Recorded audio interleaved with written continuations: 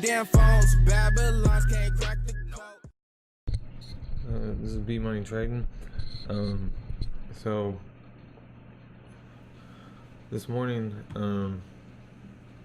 things went how I expected with Ford, and it continued that momentum from the earnings last week. We can see right here. Now, it's gonna be bright.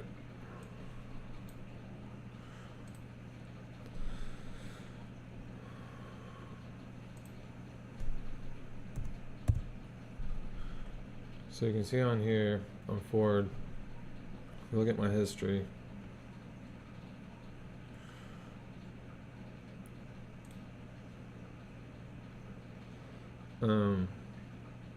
I bought a call for $15 on the 18th, and throughout that time I was up a little bit, but mainly down on it. And then after earnings came out, it got momentum and started turning back. And like I said, I don't like to I like trading options if there's a good opportunity and it's going to cost me a little bit of money for a good payout. And so on this, I paid $15. I sold it this morning for $60.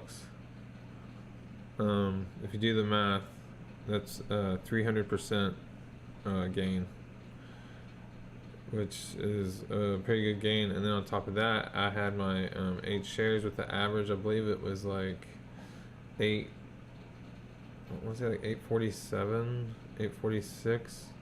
I have to look at my previous videos. Anyhow, I basically sold it for a dollar gain per share, so I made basically like $8, maybe some change, which wasn't a whole lot, but also wasn't taking that much risk on the shares by having such small share size. But I was in the process of it. I believe that I'd have to do the math on that too, but it was I want to say like a 13% gain. So that's pretty good return. And then I got the 2 shares of dividends pending still, for 15 cents. That's 30 cents on top of it, so it's not bad. And if we go and we look at the chart, you can see now, it kept going up after I'd sold it, my shares, but not by much. It got up to 60. Deal was, I thought about selling half and holding on to the other half. I'm waiting for a dip and adding on and buying back more in my position, buying back the half that I sold and then adding on to it. But so I was gonna hold out on that and walk away with what I had for now. I'm gonna keep an eye on Ford and see if there's another good opportunity on it. I believe it's gonna continue to make its turnaround. It's just a slow moving stock, and anybody that's ever traded it will tell you that I had this back on the 18th, which would be right around here, and you can see that it just slowly made its way down and finally found support. And then once earnings came out, then it made its turnaround. And so this is the 4-hour 180-day chart. You can see here, which I figured it would hit some resistance around the 950 area, and that's why I just went ahead and sold it. I saw it was having trouble breaking it, and go up it a penny or two and then go back down. And the option I had, I think the high for it was 60 for the day so far. I'm not sure. It might have gone up a little bit more, like 65.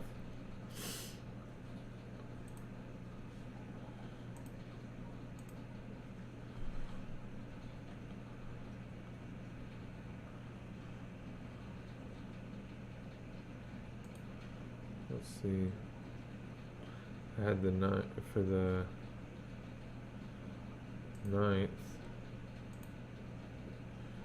for $9. It's up at 61.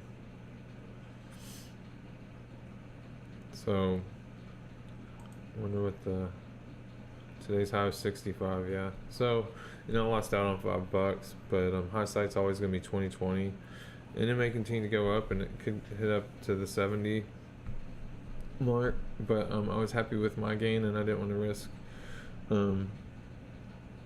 losing any of that profit, so that's why I went ahead and sold. Now,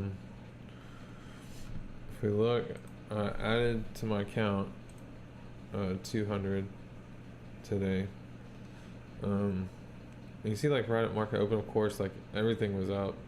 So, I was up $86, probably a little bit more, but it's coming back down now, and that's expected. I'm not too concerned about it, but I bought 3 shares of which is a Intelsat, and I did that because I've always kept an eye on this stock, and you can see it's had a continuous trend. Every once in a while it pulls back to the 180-day, and then eventually it goes back up, and here we are right now with the pullback. Now the earnings is coming out tomorrow. That's a little risky, but I only bought 3 shares, so I wouldn't expect that if it was bad earnings it'd have that much of a drop. But you see the potential for profit is likely, and it may, maybe only like $3, $4, $5, something like that, since it only took 3 shares. But like I said, this is about limiting our risk and making money ultimately, whether it's $5, $10, $100, that over the course of time and compounding, that we focus on not losing money but making money. And really we stay more focused on risk management and not losing money, and like I've said before, that makes our potential to make money a lot more likely, and the probability goes up that we will. So you can see that there's a support here around this 28.30 area that it's hit before, 28.54. So we'll see how that plays out. I ended up buying some IBM. They came out with news. They bought something with Red Hat. I was reading it earlier. But you can see like this thing's been way oversold. And so I bought it today a little high. Probably should have waited a little bit longer. And maybe only bought like 1 share and then waited to buy the other. I took small share size, but over the course of a few weeks to hopefully 2 months, the potential to make a decent amount of profits there. Now there's nothing saying it can't always just keep going down, but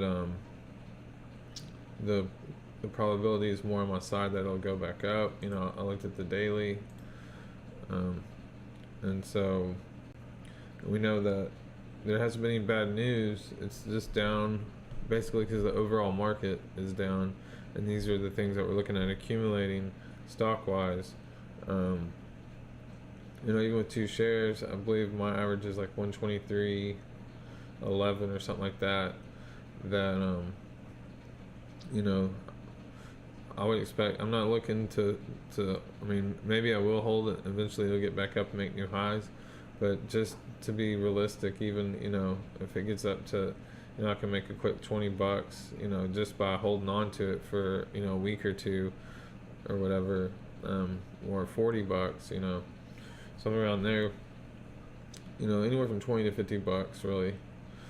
Because I'm thinking, it's eventually going to make its way back up to this 180-day. Now, by then, the 180-day will be much lower, but still the potential is there to make some money off of it, and more likely to make money than I am to lose on this trade. And the price, it wasn't a bad price, so with that said, go ahead and pull up Robinhood. You know, and see, like on this one, I'm down at 86 cents. You know, it's only 3 shares at the average of 29.10. So, and it's making up a small portion of my portfolio, less than 10%, which for me is ideal.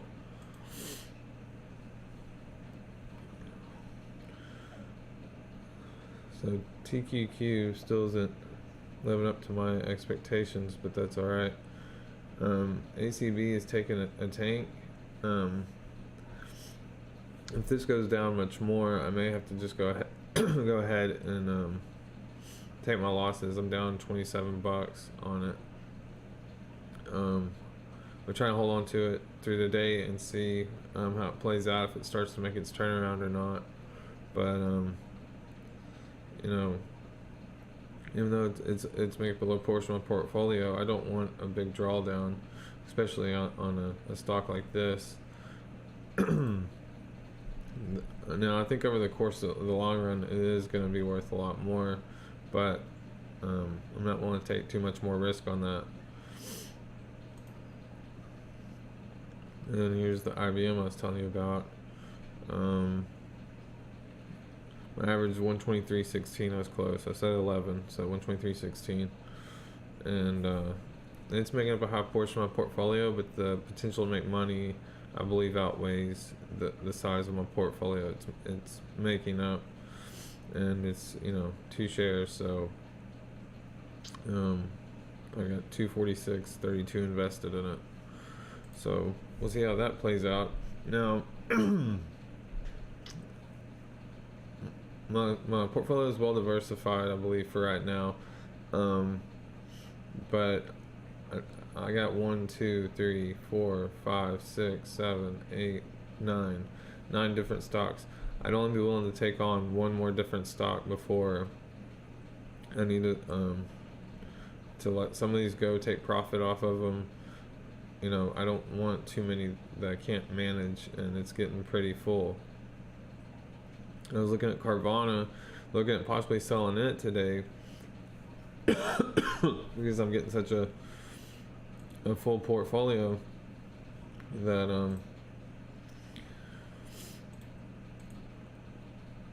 I kind of want to lighten up the load. But I was looking at it right before I started this recording. You see the earnings is coming up. It's holding around this area. I'm up a few bucks on it, not much. But I see that the potential for it to start turning around is high. Like the RSI, the MACD, it's starting to show momentum to the upside. Volatility, it's up, not too bad, but it's up. And so we can see it's hanging around this area right here, this $40 area, and I'll keep watching it, and as well as I'll keep watching ACB, Aurora, and see how these are going to play out. Aurora, I really needed to start turning around, or I may have to take a loss on it. I said, I mean, it's a long-term trade. It's an expected long-term hold, but if it doesn't find some support pretty soon, which I'm thinking the $6 area, which that's still, it was not ideal. The ideal support for it to have found was right around this area, this $7 area.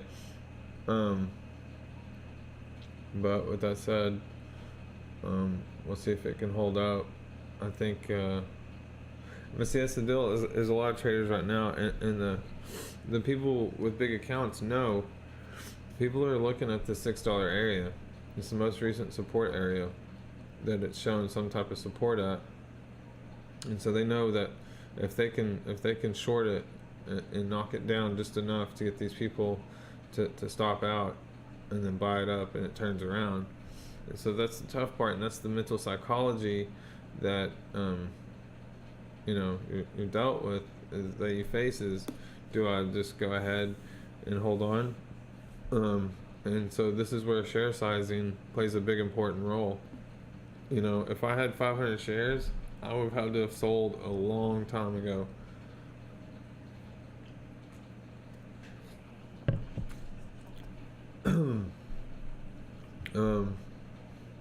And just a quick example. So, this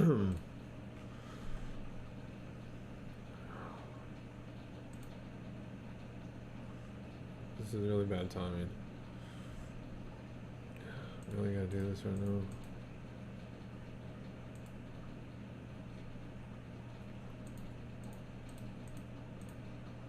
I hate these things.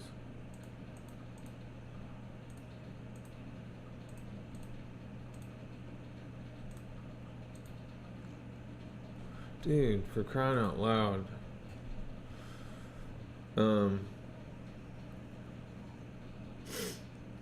So where were we at?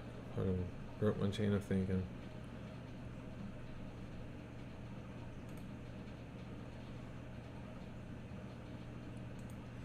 ACB, that's what we were at. This piece of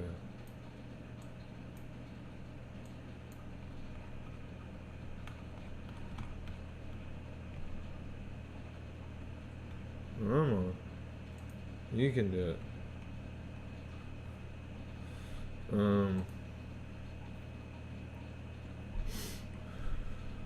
763.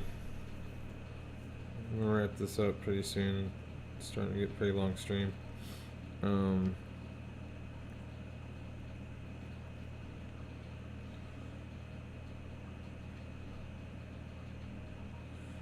So say we bought 500 at 763. That's $3,815.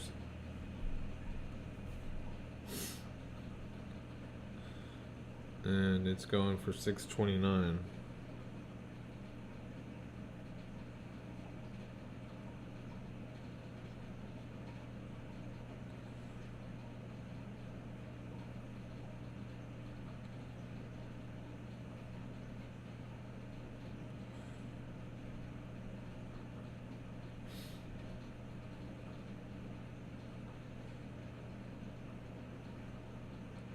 It's $670 loss right there, which makes up a good portion of a close to $4,000 account. It's about a quarter, almost a little over a quarter on that account that you've just lost on this one trade, and so you can see that position sizing is a very important role in your trades, and it's going to determine if you can end up making profit or if you're going to have to sell because the pain is just coming too great, the loss. And so like on this one, I'm down $27, 18%. It's a bit high on this investment, even though it is a long-term trade. It's looking like it's starting to turn around. It's today's low.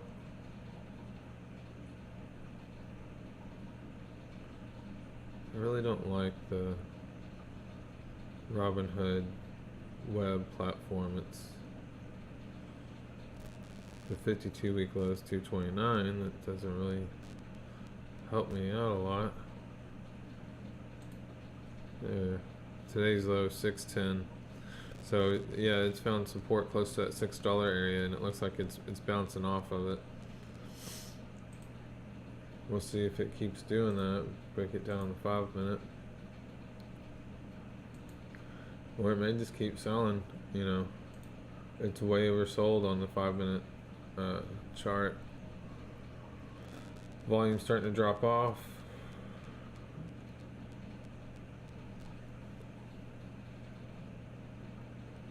All right, so with that said, it's coming back up.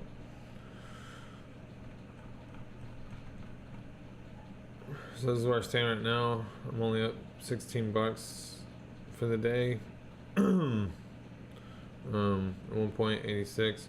But I guess the highlight for today was selling the forward contract for the $9 call for the 9th, November 9th, that I'd purchased at $15.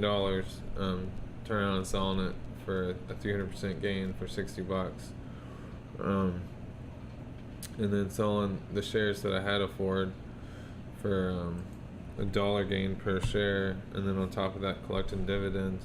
And that's really what we're focusing on, is not losing money, and in return making money.